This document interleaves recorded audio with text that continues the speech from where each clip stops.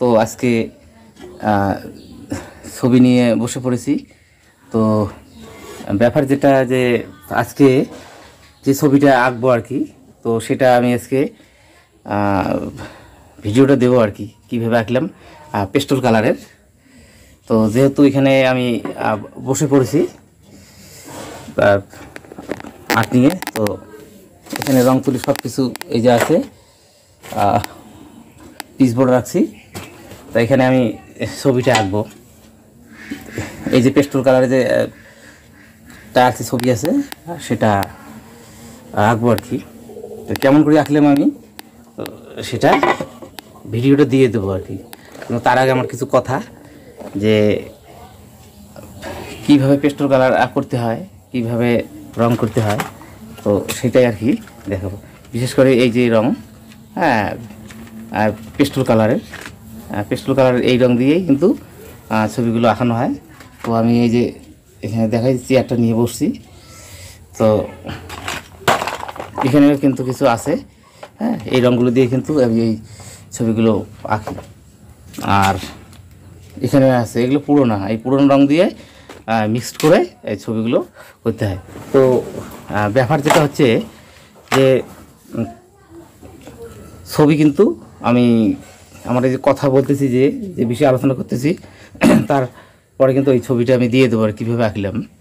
তো দেখবেন কেমন করে ছবিটা পেস্টেল কালারে, যদিও আগে অনেক ওয়াটার কালার করছি আমি, অনেক ওয়াটার কালার করছি। তো এই জন্য আর পেস্টেল কালার আর দেখাই পারিপার্শ্বিকটা। এই যে এখানে প্লাস্টিক দিয়ে রাখছি আমি, এটা প্লাস্টিক দেওয়ার উদ্দেশ্য হচ্ছে কি, আলোটা যাতে সমানভাবে পড়ে আর কি। এই যে প্লাস্টিক, এইখানে প্লাস্টিক দেওয়া আছে, আলোটা সমানভাবে পড়ে। এইখানে যে আমি ছবিটা যে আঁকবো এখানে, সেটা সুন্দরভাবে যাতে ফুটে ওঠে, এই জন্য কিন্তু এই প্লাস্টিকটা দেওয়া কিন্তু। হ্যাঁ, এটা আমার বাড়ি, বারান্দার মধ্যে আমি বসছি। তো দেখাবো এই ছবিটা আর কি কীভাবে আমি আঁকলাম। তো ছবিটা দেখবেন, দেখে শেষে কীরকম লাগে তো মন্তব্য কিন্তু অবশ্যই করবেন। তো দেখতে থাকেন, আমি ছবিটা দেখাই।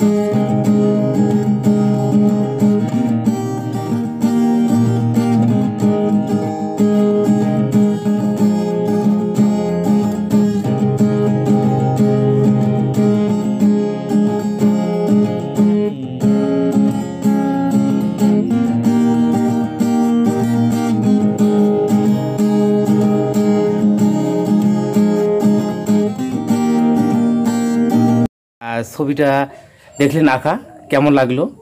তো যদি ভালো লাগে অবশ্যই কিন্তু কমেন্ট করে তার মন্তব্য জানিয়ে দিবেন। আর এই যে ছবিটা আমি আবারও দেখাই, এই ছবিটাই কিন্তু আমি রেখেছি আর কি, পেস্টুল কালারের। তো যদি ভালো লাগে তো অবশ্যই মতামত জানিয়ে দেবেন। তো আজকের মানে এইটুকু, আবার পরশু দিনকে আবার নিয়ে আসব। তো সবাই ভালো থাকবেন, সুস্থ থাকবেন, এই কামনা করি।